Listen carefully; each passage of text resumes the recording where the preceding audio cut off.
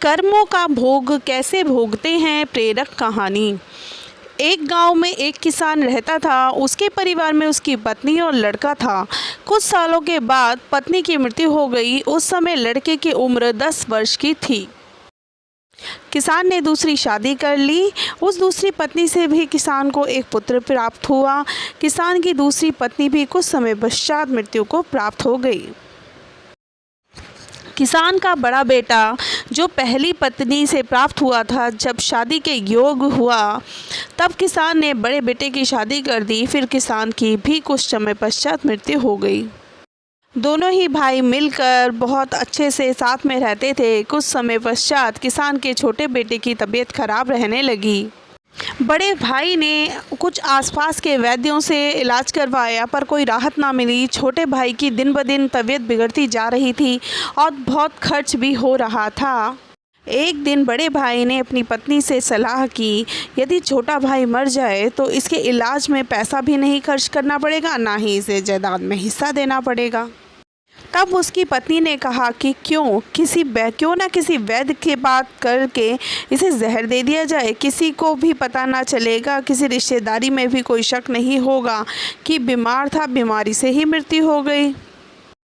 बड़े भाई ने ऐसा ही किया। एक वैद्य से बात कर ली और पूछा, अपनी फीस बताओ, मेरे छोटे भाई को दवा के बहाने जहर दे देना। वैद्य ने उसकी बात मान ली। लड़के को जहर दे दिया। लड़के की मृत्यु हो गई।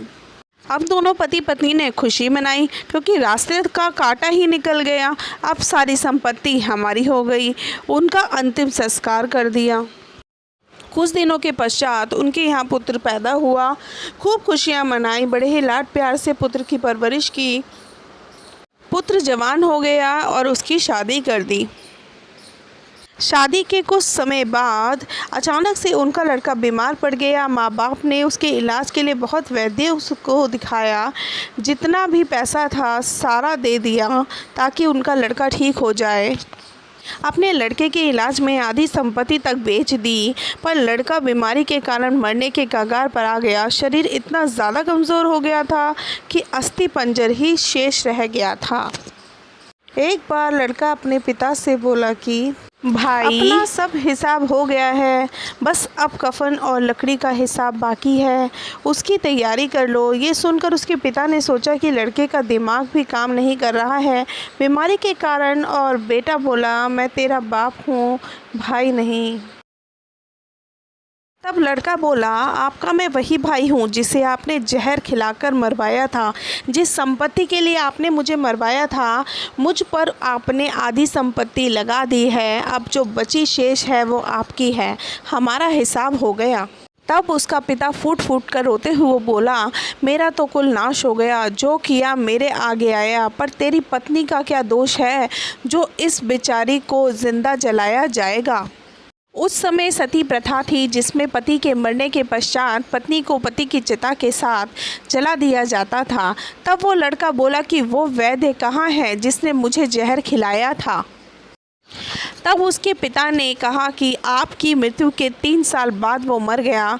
तब लड़के ने कहा कि ये वही दुष्ट वैद्य आज मेरी पत्नी के रूप में है। मेरे मरने पर इसे जिंदा जलाया जाएगा।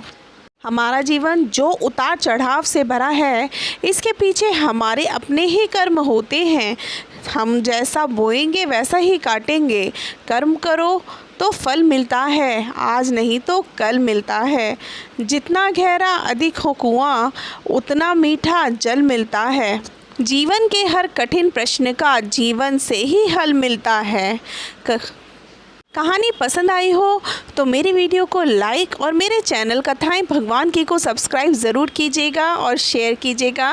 चलिए मिलते हैं अगली कहानी में, तब तक के लिए राम राम।